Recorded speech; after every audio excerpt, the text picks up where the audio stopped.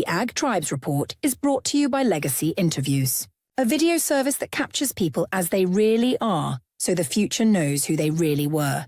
This Mother's Day, honor your parents with the opportunity to tell their stories and share the wisdom they've learned along the way.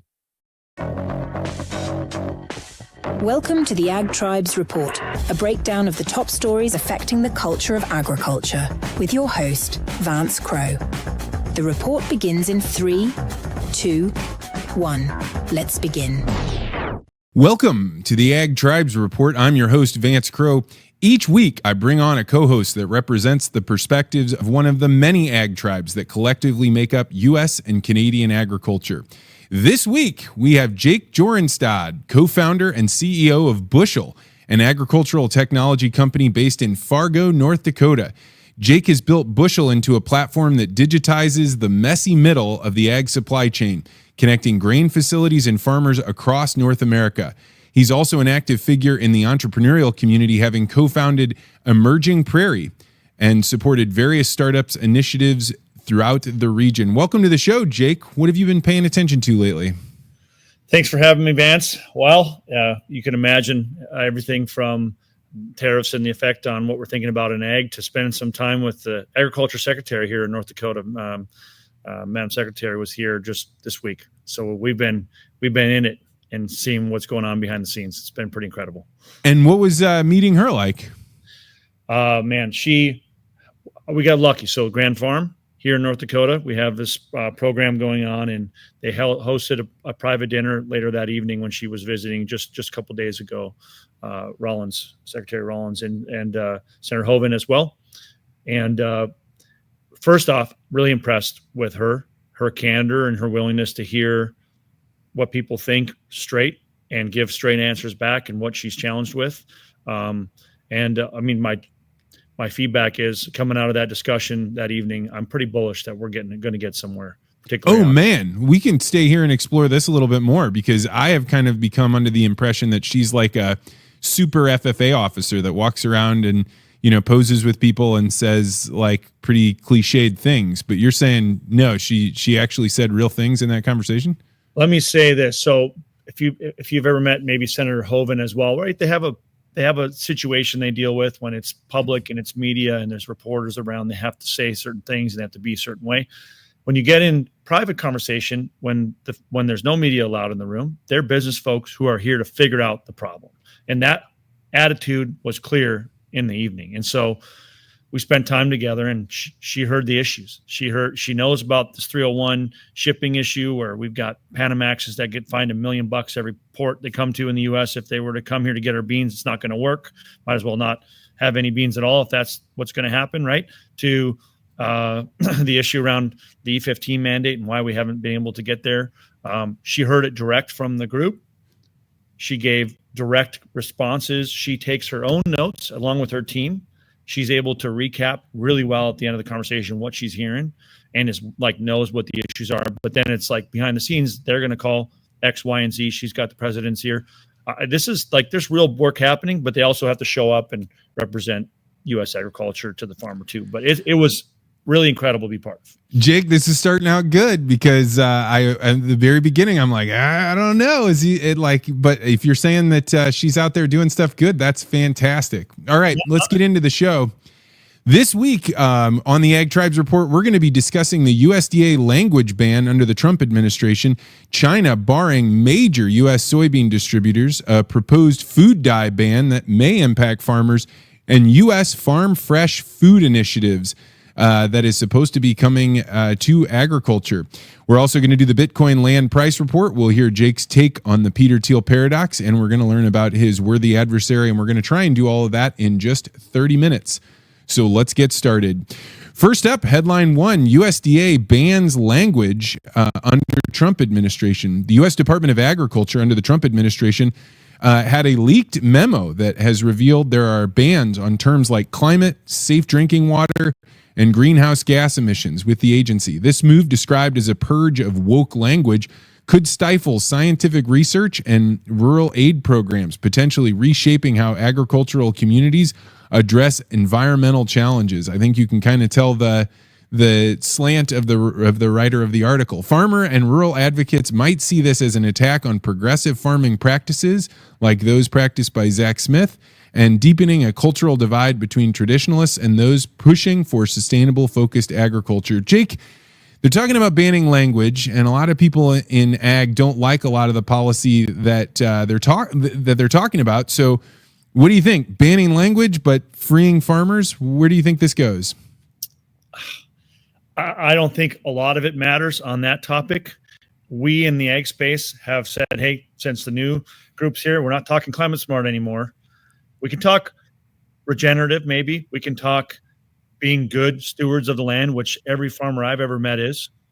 But these other labels that were sort of spun into something else, I got no problem if they get deleted, at least at the government level. I don't know what they were doing to begin with. It hasn't helped. We wasted a lot of money spinning our wheels the last probably 5+ years on sustainability, and of course these things, some of these are real things, but a lot of it is a lot of fluff to get programs to fund your efforts. So as soon as the government spigot turned off, the programs go away and nobody's working on the problem. That tells you maybe there wasn't a problem worth fixing to begin with as it relates to capitalist perspective. Yeah, I'm in agreement with you. You know, I often say that he who controls the definition controls the argument. And so you're oftentimes like, you look at even when just injecting terms, we're going to do climate smart agriculture automatically presupposes the conclusion, or at least tilts you in one direction.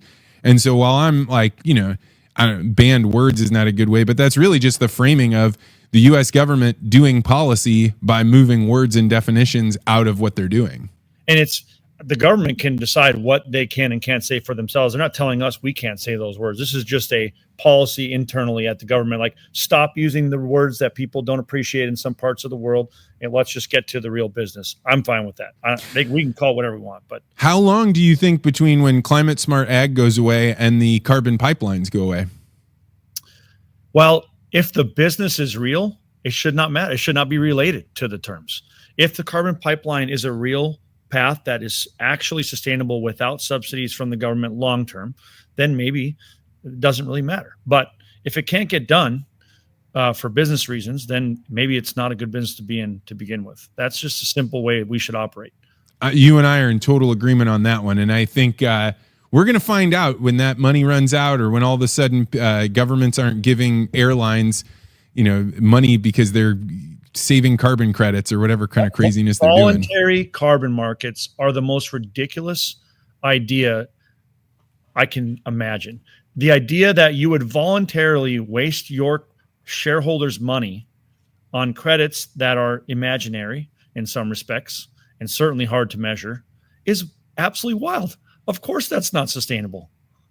Yeah, I mean it's totally a fabricated industry where how you count them and who is counting them and do they get double counted, and like I have sat in on many conferences where there's somebody coming along being like, I'm going to show you how we count that carbon, and it's like, I don't know, it's different than Bitcoin, I'll tell you that. There is real reason to care about long-term sustainability. There is the voluntary carbon market that companies are just going to show up with extra profits to pay people is an imaginary long-term idea. That's not obviously, and I can tell you it's dead now. Go find who's buying. There's not many left.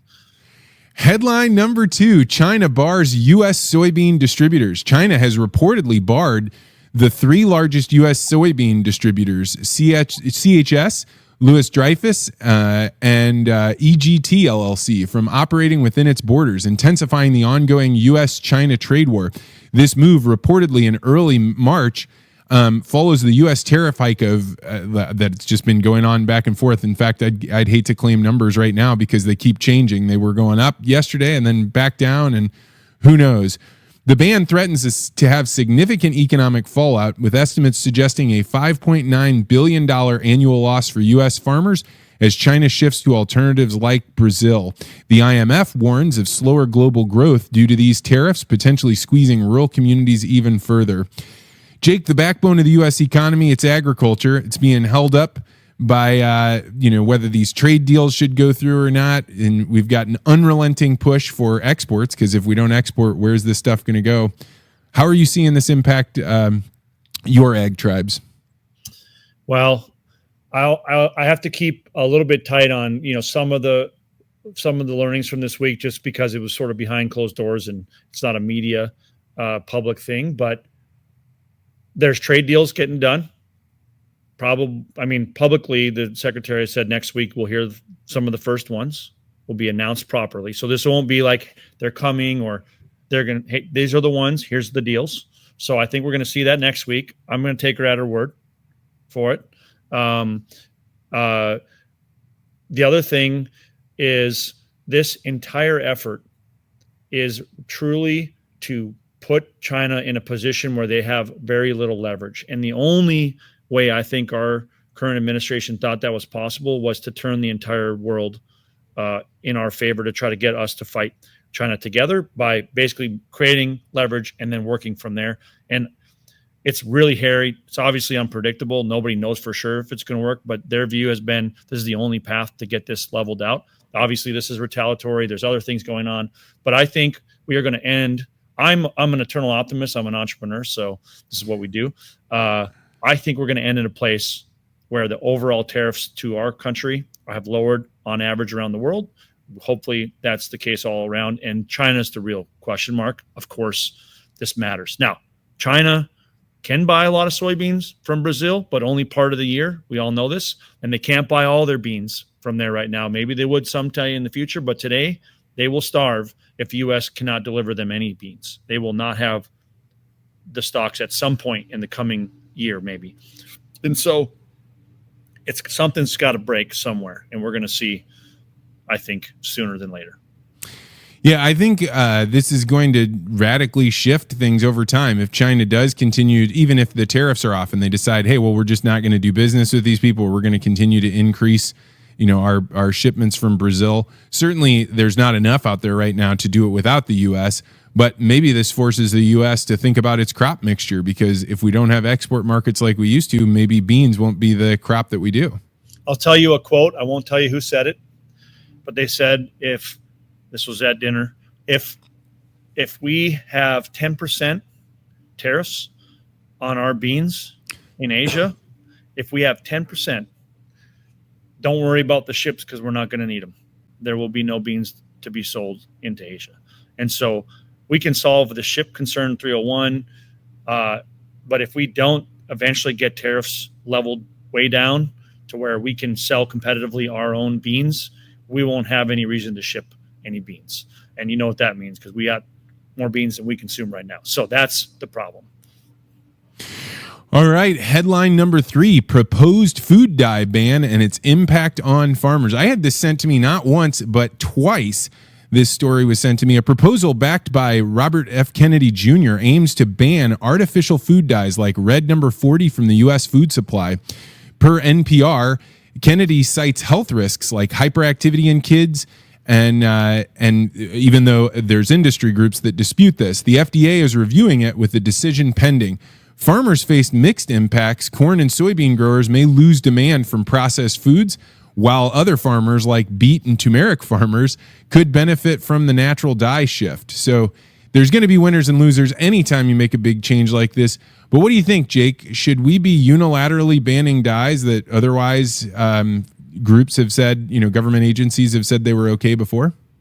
Well, I'll preface this statement with, I don't always agree with Europe, but Europe has done this a long time ago for what they believe to be really good reasons health-wise to not need artificial dyes.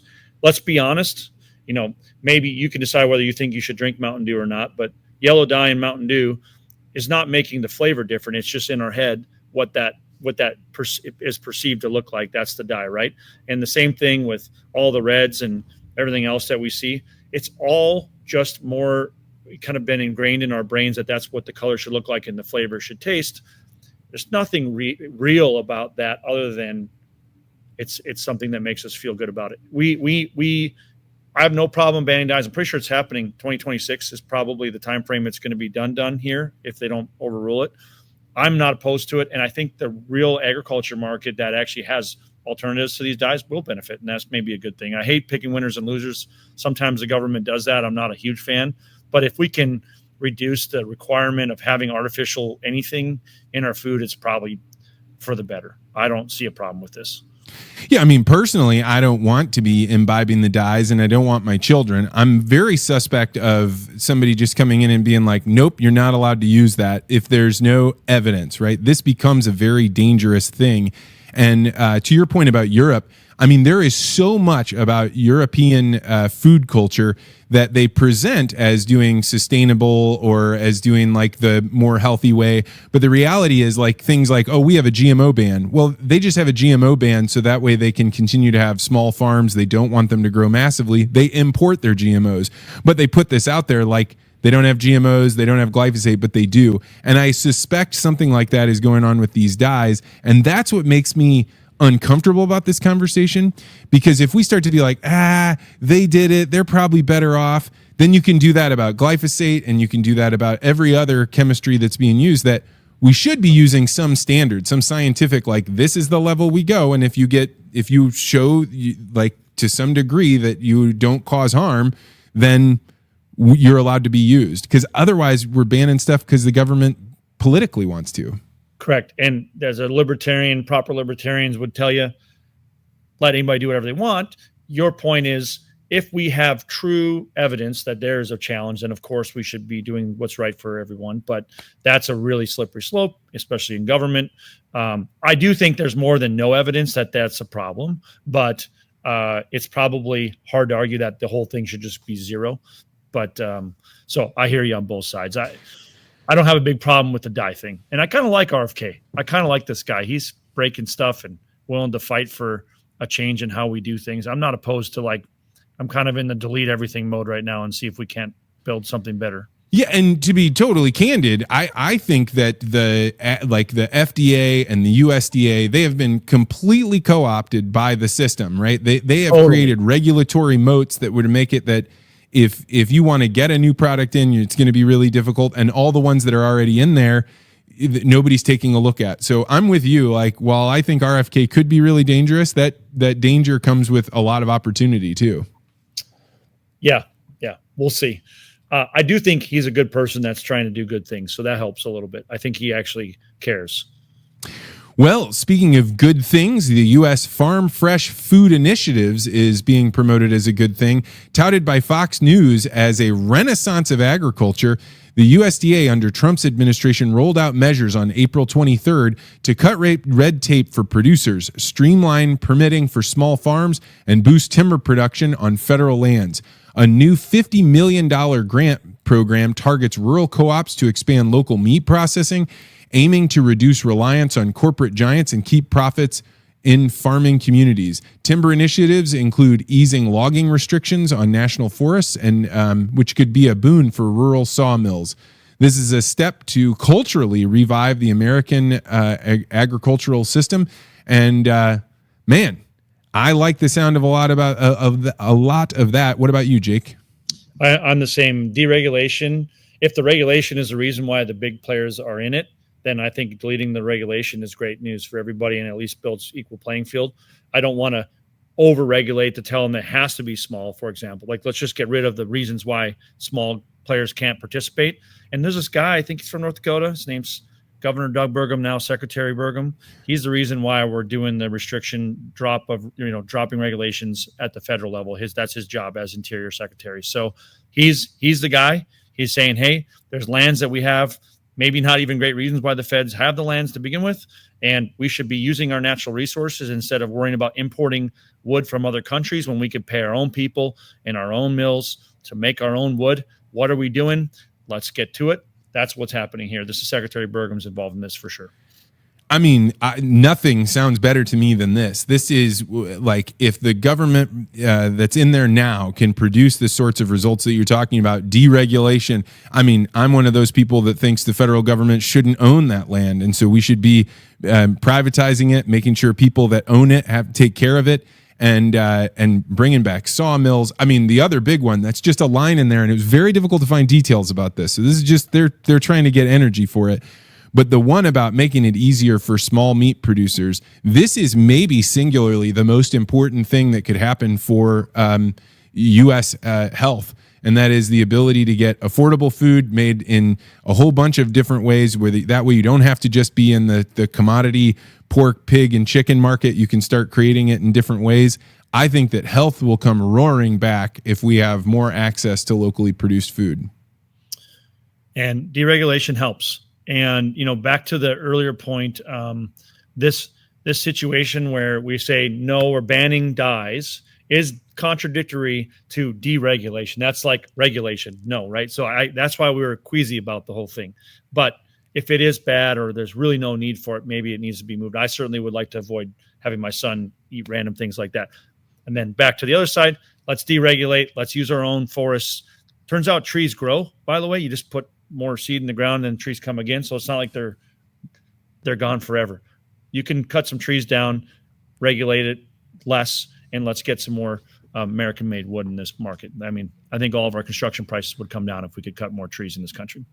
That sounds great to me. All right, that's going to do it for headlines today. If you have headlines, you can always send them to me on X at Vance Crow, or you can send them to Vance at legacyinterviews.com. And I do really love it. It is a fantastic way for me to know what people are paying attention to. I would not have seen the dyes conversation if not for that. So, all right, moving on to the Bitcoin land price report. Woo! It has been a wild week for Bitcoin. Bitcoin's price last week was $85,104, and today we are sitting at a cool $93,446, which is 9% up from last week. So there are a lot of people talking about right now that Bitcoin has decoupled from the regular stock market, and so now we may watch it that when people are running away from the stock market, they start running towards Bitcoin. It was really fascinating that its price held up during all this tariff stuff. Sure, it was down kind of in the gutter if you're comparing it to 120, but if you're comparing it to last year's price, it was doing pretty well. So getting on to your side of this, Jake, where do you live and how much does an acre of high quality farm ground cost in your county? All right. So I'm in Cass County, North Dakota, I'm living in Fargo proper. And $5,000 an acre is probably county average for ag land, cropland here. And what are they doing with that land? They're growing corn, soy, wheat, hay. What? We are one of the most fertile places on the planet to grow crops. The Red River Valley is this large, flat, sort of flooded all these years, was created by the glacial plains. And anyways, we grow soybeans and corn, but we also grow sugar beets and potatoes on the edges anyways. We do wheat and other crops. North Dakota's a huge variety, but soybeans and corn, major crops right here. That's what we do. And it's a rare breed of farmer that can handle the winters up there. Yeah. All right, so Bitcoin's price this week is $93,446. And so if we figure an acre of good farmland is $5,000, that means 1 acre of land priced in Bitcoin is 0.053. And 1 Bitcoin would buy you 18.6 acres in Cass County, North Dakota. How does that sit with you, Jake? Well, 18 acres ain't enough to grow a proper farm around, but it might be good hunting land. It might be, it certainly could be profitable if you're renting that land out. So where are you at on Bitcoin? I'm pro Bitcoin. You can't regulate Bitcoin. You can't tariff Bitcoin, turns out. And you kind of can tax it, but kind of can't. It's an interesting situation we're in, right? I'm pro Bitcoin. Like, I think it's pretty clear this administration too believes that there's some value in this being an alternative currency that we can rely on and start to think about as a long-term answer to some of these challenges, global especially. I'm pro Bitcoin. I'll probably continue to buy more Bitcoin from kind of these last few years on out. I don't think I'll be going backwards on that. So you've been buying? Yes, been buying, and I've been buying with the River platform. River.com. Hey, all right. So I actually this week had a chance to sit down with a banker who's a really smart guy that is incredibly suspicious of Bitcoin. And it was actually one of the best conversations I've had about Bitcoin because he knew a lot about money, but he didn't understand how that relates to Bitcoin. And I don't think I won him over at all, but you could tell that like that thing that happens with people as they start getting into Bitcoin where they're like, yeah, but what about this? And then you have an answer. And then they ask the next question. And then they start being like, all right, come back next week. We're going to have a better conversation. Do you talk with people about Bitcoin? Depends on the environment.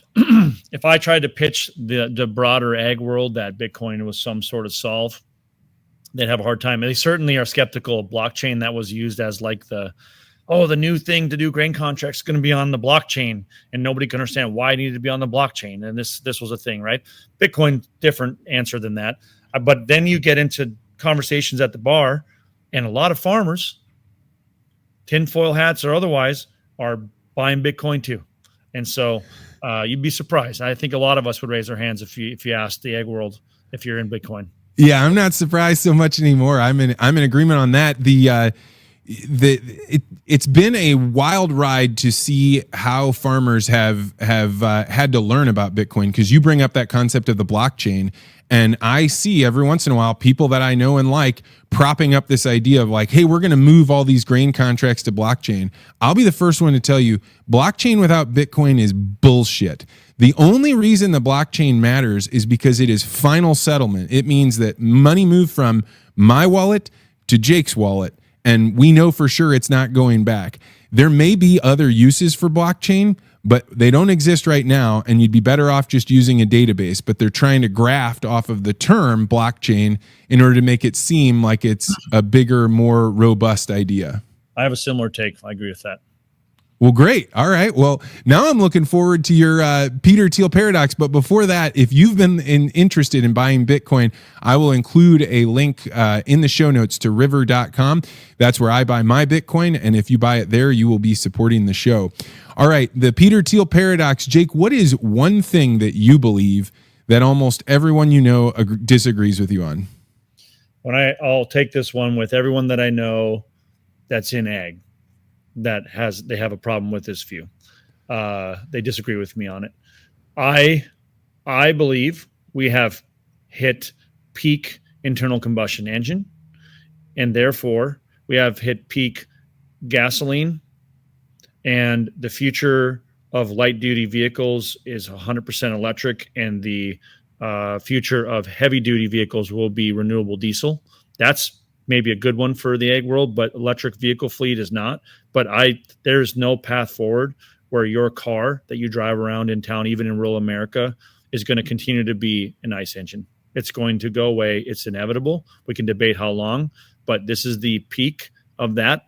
It could be the peak for ethanol, depending on the mandates and such, but no major manufacturers are working on new gasoline-powered vehicles, and that's the end of the conversation. Wow. So but the timeline really does matter here, right? It's very easy to make a prediction and be like, could be 100 years from now. Well, but are you saying the peak is in, so it's going to come quick? When I say peak, I mean there will be no more demand than ever going forward than it has been in the past, and we will continue to go down, and more vehicles sold every year will be electric. And at some point it will be the majority, and then the majority of used vehicles will be, and the question is just how long that cycle takes, and it can take many years, but it is peak, as in there will be less Fords with engines in them sold this year than last year and the year before that and ever again. And there will only be more electric. So I don't know. Like this week I went looking for a lawnmower. I've got a couple acres. I want to be able to get it mowed, and an electric lawnmower sounds really good to me because the sound, you wouldn't have the engine sound on top of the whirring blades. But everybody I talk to is like, yeah, you can have them, but they don't last long, and they've got all these problems. What do you think? I think they're wrong. Have you bought a Milwaukee one? Because that'd be the one to buy. And Milwaukee makes a riding lawnmower? No, I'm thinking a push in my place. If you're talking 2 acres, you need something that works right at that scale. But that's going to be diesel long term, man. I'm telling you, that'll be diesel and or electric, depending on how big of operation you have. And the cool part about diesel is a great generator of power as well that can power electric. So you're going to see tractors that are diesel over electric, where the fuel source still may be diesel, but it will be an electric motor, because an electric motor is better in every comprehensible way than an engine. It doesn't matter. You can make any argument you want. The electric motor is better. Well, you sound like you'd be a fan of what is it, Edison Motors, that's trying to do those hybrid motors. This sounds good. Well, I'm going to give you a good strong score. This is 3 weeks in a row we've had good scores. This will be an 8.5 because I don't actually agree with you, but I think you make a good case. All right, perfect. All right, now on to the worthy adversary. This is where we spotlight individuals that we respect but disagree with, and the value of this is you respect people that know something or know how to do something that you don't know, but it's okay to disagree with them. And so, Jake, who is somebody that you respect but disagree with? All right. So there's this investment portfolio manager guy out of California, calls himself a climate warrior, is a CEO of his own firm. He's on the news all the time. He's always like on CNBC. This is outside of the ag world. So this guy has been, his name is Ross Gerber, Gerber. He's on X all the time. He's loud. And he, as an investor and a portfolio manager, I have a lot of respect for that skill set. And he probably has done a good job for a lot of his, customers along the years. This dude has been an investor in Tesla in the past for a long time. And the moment that he thought Elon's politics changed was the moment he decided that investment isn't worthy anymore. And I completely disagree with his whole premise. Was he truly a climate warrior, or was he just following whatever the agenda he was told by his buddies in politics to follow? Because you cannot change, one guy's opinion on politics or what side you pick does not change the actual company they produced and what they do and how they produce, in this case, Tesla. I'm a big believer. As long as you can go Tesla in my life. And this idea that this guy would change his entire investment portfolio, that he has to return capital to his customers on politics, just breaks my brain. It makes me so mad. That sounds like a good one. Well, we will put him in the list of worthy adversaries. You can find that on my profile on X. I like it. That was a good one. All right, Jake, before we let you go, why don't you talk a little bit about Bushel and some of the things you have coming up here? Yeah, so if you haven't heard about us, we're a software company, right? So maybe I'm in ag a lot, of course, but I don't have anything to sell anybody on the grain side of things, and I had no inputs to sell you, and I don't buy your grain either. So we're here to help grain companies, agribusinesses, retailers around the country to make it easier to do business with their farmers online, digitizing that workflow from selling your corn to making deliveries to understanding your contract to being able to get paid. And so we've been working on these different steps in that process to make it easy for farmers to do business in the agriculture supply chain, the messy middle. And lately been focused on solving for payments because there's a lot of paper check problems in ag. Farmers should get paid a little quicker. There's a lot of things that are broken around how they have to pay their bills. We're trying to help fix that problem with an offering that we have in the payment space at Bushel. What's the problem with paper checks? Well, there's a lot of problems. One is they're getting lost a lot more than they used to. Two, if you're rural America, you are now looking at multiple day delays on any of your mail from the U.S. Post Office because we don't have the infrastructure to profitability to make it work. And then three, the government is saying we need to stop sending money in the mail on paper checks, period, because there's way too much fraud going on in all kinds of ways. Whitewashing, all these things are happening. Our customers are telling us we're moving to a direct deposit. Can you imagine in ag, 80% of payments are not electronic, they're paper check. 80% of your paycheck, Wild. Your bills, all that's paper check. And so we're helping move the needle, giving these agribusinesses the tools to pay farmers that way and to get paid and to make it easy for farmers to manage their money in the ag space online. And you have a conference, the Buddy Seat Conference, coming up here in June. Yes, sir. June 10th and 11th, Buddy Seat, Bushel Buddy Seat. If you know what that is in ag, it's the little seat next to the combine seat for somebody to join you and ride along. And we bring our customers, farmers from around the country into Fargo, North Dakota. It's during Ag Tech Week, which is a big deal in Fargo, where we've got the Grand Farm events and the Chambers hosting ag events, and we're hosting our customer conference all in the same week. It's wild. And we have a big party downtown in the middle of the week on Wednesday evening. And so if you want to come check out what we're all about, June 10th and 11th, Bushel Buddy Seat. We're talking software technology and serving the agriculture community.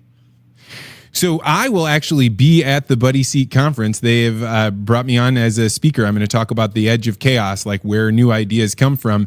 But I wanted to just stress something I think is worth noting. I never trade like, hey, come on I'll do your conference and you come on my podcast. I met Jake and was like, this dude is awesome. Whatever you're building up there, I'm excited about. So I was really excited to have you on the Ag Tribes Report.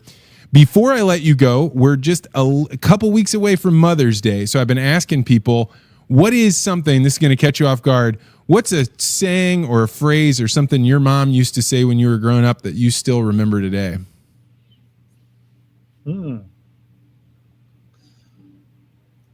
I just remember mom saying she had a lot of trust in my brothers and I. My dad died when I was 12, and she raised 3 young boys herself. And she had trust in us. So she would always say, hey, just be back by 11 o'clock or be back by midnight. And if we did that, we were not in trouble the next day. And we built this trust, and we never had these mom never said, you got to be home at 7:30 because you're in trouble. We just did what she asked us to do. And we were pretty well-behaved kids, but she had this trust. She said, be home at this time and we're going to be good. And so that's something that just still sticks with me. We built trust together, and mom always appreciated us following through on that. And we never had those challenges. I really like that one. You know, the trust that happens between parents and children, if it can be kindled and burning into a bright fire, I mean, it really makes everybody's lives better in that situation. Yeah. Well, if you have been thinking about capturing your own mother or your mother and father's stories, go to legacyinterviews.com, and there you can sign up to have a meeting with me or one of the people on our team to talk about what we might want to capture, what you want to be sure lives on in the future, who you want to capture it for, and see if it's a good fit. So if you're interested, go to legacyinterviews.com. All right, that's going to do it for the show this week. Thank you so much for coming on, Jake. And as always, feel free.